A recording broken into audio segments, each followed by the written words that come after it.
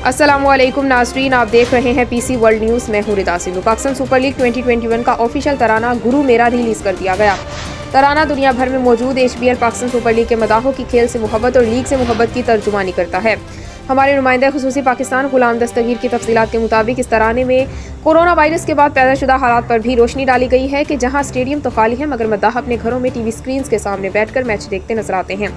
इस तराने की तैयारी में पाकिस्तान के फोक, पॉप और हिप हॉप गुलकारों ने शिरकत की है। Pop Gulkara नसीबुलाल, pop Gulkara Aima bag और हिप हॉप स्टार यंगस्टर्स ने तराने में अपनी आवाज़ का जादू जगाया है। इस तराने की वीडियो को फिदा मोइन ने डायरेक्ट किया है, जबकि 6 मारूफ क्रिकेटर्स ने भी तराने की ऑफिशियल वीडियो में जलवागर हुए हैं।